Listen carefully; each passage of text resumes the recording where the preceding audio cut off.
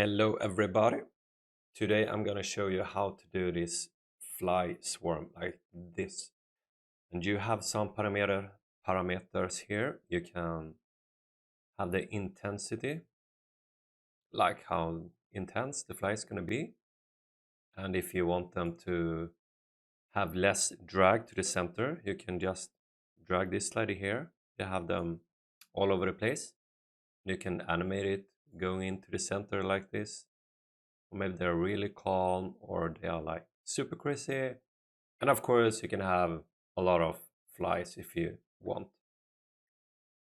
So I'm going to show you how to do this. So let's get started.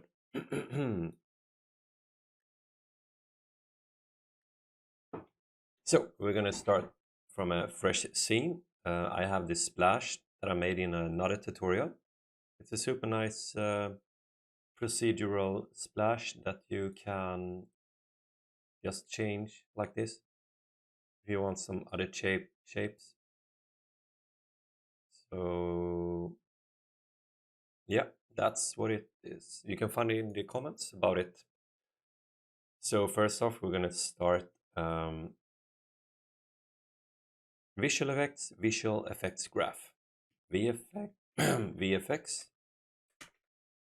And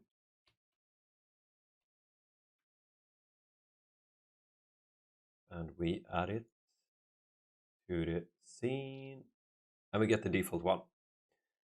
So if we open it up and we have it here, the first thing I'm gonna change the particle quad. I'm gonna have a particle mesh HDRP, and we're gonna change to have in capsule. I actually made a gizmo, so if I have a mesh here, and if I open it up I get the actual mesh.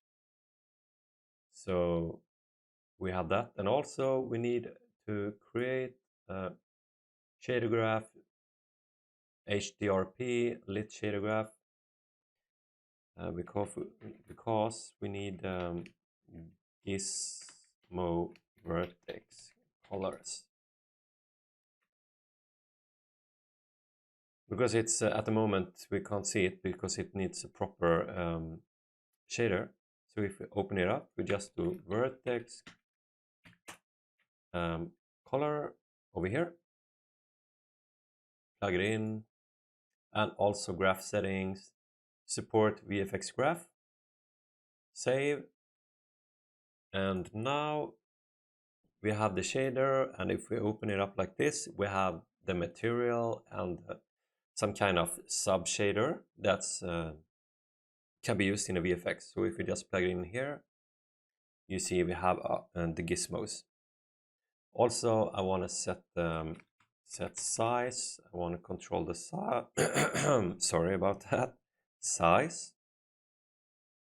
We don't need any lifetime because it's going to be they're going to live forever. We're going to deal with the velocity later, and the capacity we're going to deal with later. Now we're going to deal with it now. So the thing is, we're not going to have a constant spawn rate.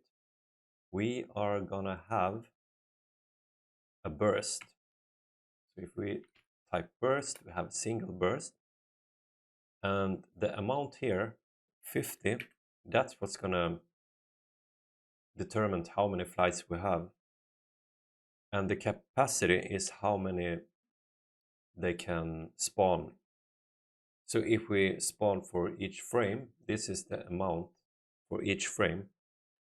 But because we are controlling the spawn rate only once up here, we will have this to 5,000, because later we're going to do a slider that controls the count amount up here. So we don't need to control it down here. So this one's going to be 50. And we have set size. We need, so they are here in the center, as you can see, all of them. So there's a really nice node that's our sphere like this. So this one scatter around in a sphere. and we only want a half sphere because now you can see it's a round one. So the arc sphere, if we change from 2 pi to only 1 pi and we save it, you see here it's actually a half one. And we're gonna rotate it. So in the, whoops.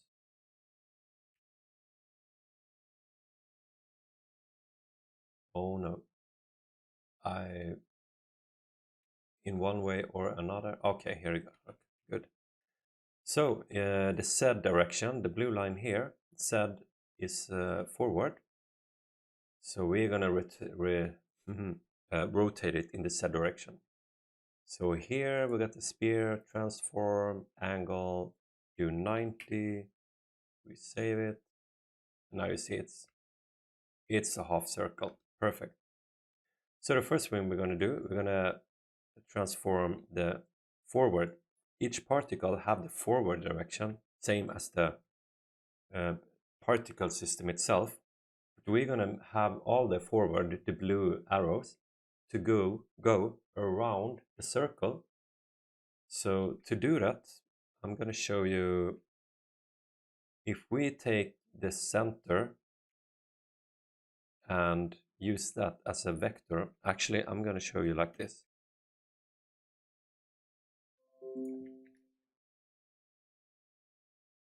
So what we want to do, we want to have them, let's see here, sorry, okay, like this. We want the blue arrow to point like this, and that's, so they go around like this instead. So to do that, we're going to take the particle position, and we are going to, this is the center, and if we use this direction to the particle and use it as a direction like this, and this particle here from the center would have the red angle go like this, so we can remove it like this.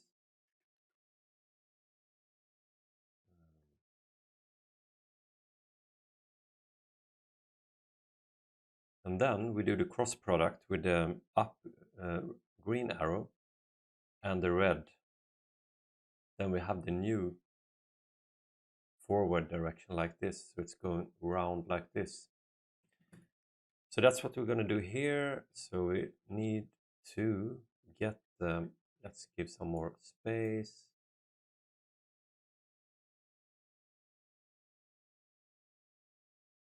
So here we need to set the direction. Now you see the direction is forward, and here we're actually gonna have orient advanced, and the forward Z axis we can manipulate it like this. So if we get direction, put it into the Z, now we're gonna set it up here to make it go around. So the way to do this, we get the position and we normalize it. So normalize, and we also need the vector that represents the green one, that's the up arrow. So now if we do the cross product, as I showed you, we will get the new forward direction like this. This is good. So now we need, let's move it a little bit like this. And now we're going to create a forward force. So the forward force is going to be the blue line. And we're going to add that in the update particle. So we need to add force.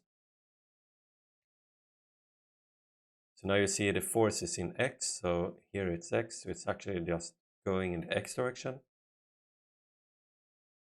but we want it to update all the time. So we need again get position and we normalize, and this time we get direction because we want the direction we saved up here. Again, we do the cross product, and when we add that into the force, you can see that it's kind of going.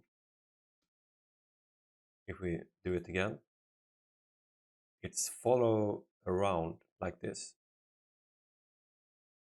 But what's happening is that it's going, so we need to update a thing because now it's following the direction, but it's actually not the right orientation. Because we just made the force, we actually added a velocity. So now the forward direction is not going to be the initialized direction. It's actually going to be the get velocity, because velocity is going to change on each frame. So now you see it's following the blue. The blue is following the velocity. But we also need the blues, the blue arrows. Well, actually, not the blue arrows. We now need the particles to have some force to drag inwards the center as well, because now they are only going in a direction but never into the center, so they will eventually just disappear. So to solve this, we need yet another one force for the center force. So we need again get position, and now the position we want to negate it because we want the direction to be inwards. And if we add a multiplier, we can control the strength of it. So if we add so this is the forward force, and this will be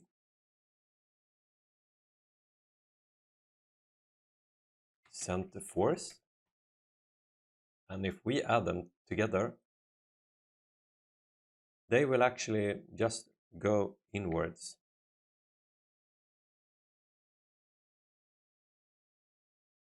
And if we control this, it will go very strong into again towards the center. And the result will be even better if we add a drag, and also if we add a collision plane so it doesn't go below the surface. Now you see it's kind of adding forces forward and inward. So this is nice. It's going in the right direction. So now we want to add some kind of noise to this because it's very static and we need more random to it. So first off, I'm going to delete the linear drag because we're going to add here a turbulence. And the turbulence has a drag in it, so we're going to use that. And you see the turbulence is giving it a more random force to it, so they are going a little bit different directions. So this is super nice, but you see there are seems to be stuck, and that's because the noise in the turbulence has some kind of noise pattern, but it's the same one, so they get stuck because they collide. So to solve that, we can just add VFX time. And if we take the total time and add it to the field's position I value, could be X or Z as well, but I'm gonna use I. The noise is always refreshing for each position, so they will never get stuck in the same way. So now you see they are moving around, Also, the noise is a little bit too big, so I'm going to change the scale to it. So I'm going to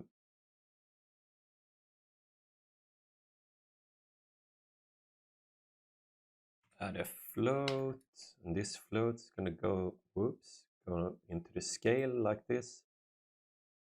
Because I find if we do one here, I find the pattern to be a little bit too soft, like more like a bird's flock-some behavior, but flies are more intense. So if I add two, it will be more intense noise. So this is more fly feeling. So yeah, let's see what do we have. That looks good. Yeah, we could change to a fly and get rid of this gizmo. And let's see. And set size. So I have a fly here, and this asset has a sub mesh like this. So if you only drag the fly in here, you have it like this. And we're going to change the scale up here, or size 0.1. Save it. You see they are smaller. Actually, we can do 0.05. Save it. So yeah, this is nice. And we also want to do a shader for the fly to make it flap the wings. So shader graph, HDRP, hit shader graph. So we're going to be VFX 0.2 fly. And I'm also going to add the fly in here so you can see what's going on.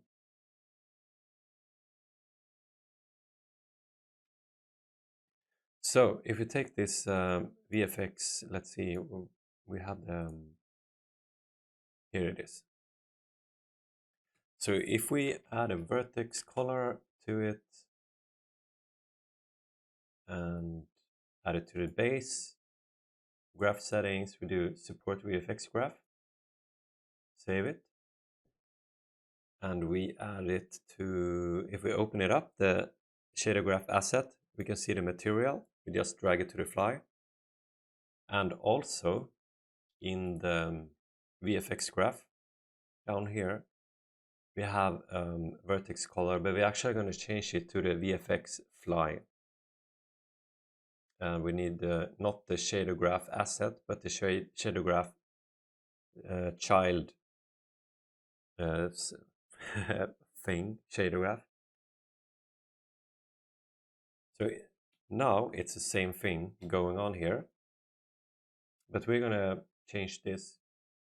So the first thing we want to do, we want a sign value to flap the red wings.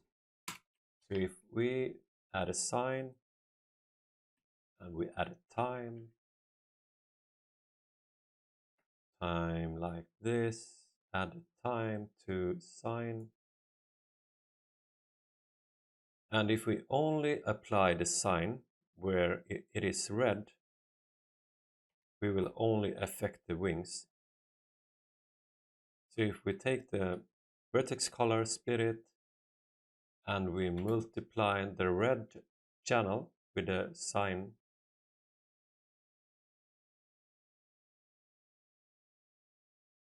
so we're going to animate the position of the vertex. So if we take the vertex position,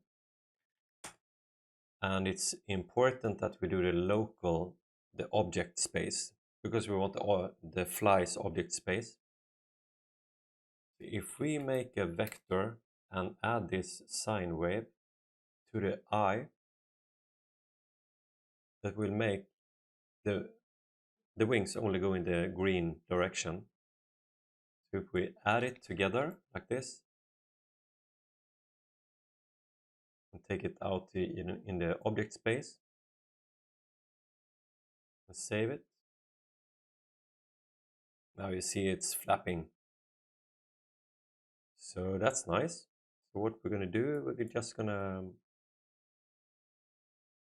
in the time, we're gonna add, no, actually we're gonna do multiply, and we're gonna have a, let's see, we're gonna have float, flap amount,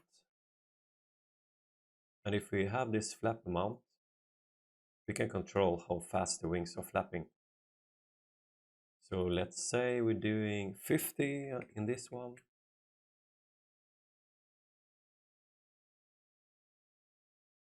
Yeah, nice. And also we want the red channel into the base color. So if we do a split and we take the red channel into the base color, we can do it like this actually. Let's take the fly. Now you see, because we plugged in the red channel into the base color, we only get the red values. And also I want to have the eyes that are blue. I'm just gonna add the blue one. So I want the color on the eyes as well. And also I'm just gonna multiply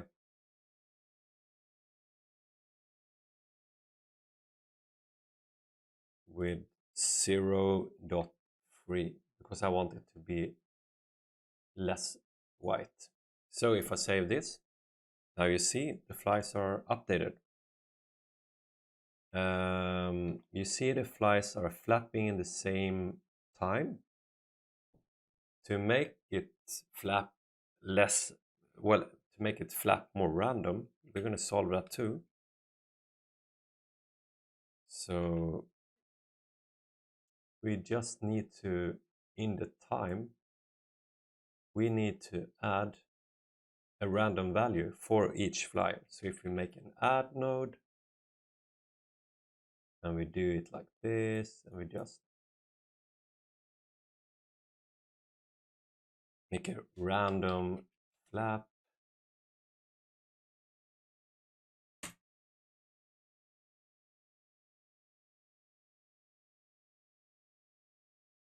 Whoops.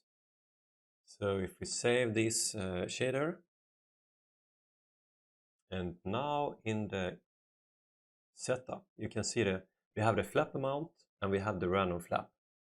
So if we do this, if we do random number and plug this one in random flap, you see we have a different flap time. So they're actually random flap. So let's see. So the intensity, we really want to crank that one up. We're going to make some parameters for this. We're going to add a float.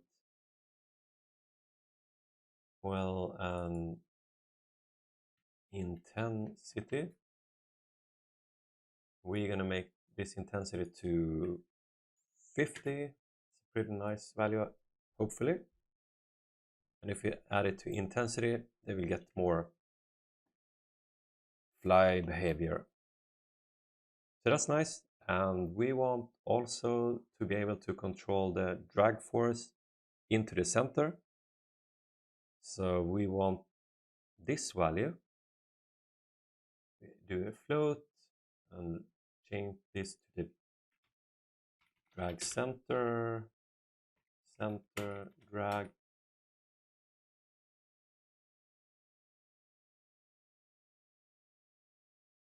And we can have that as a slider. We do the value to, let's say, 1.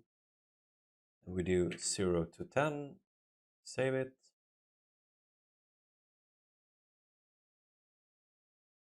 So we have the intensity, center drag. We also want the flies amount.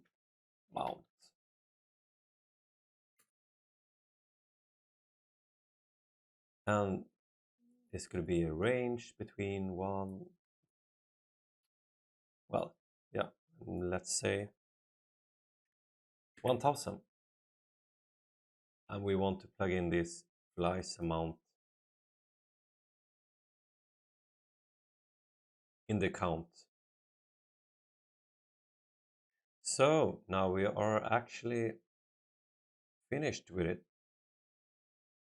So here we have the control, the amount.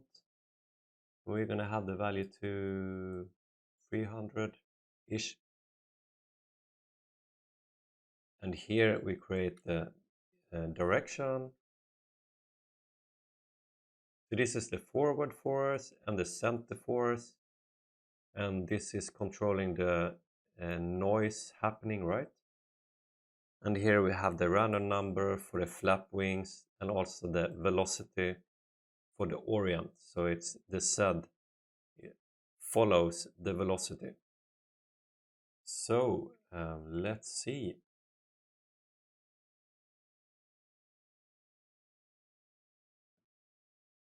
So if we do center drag,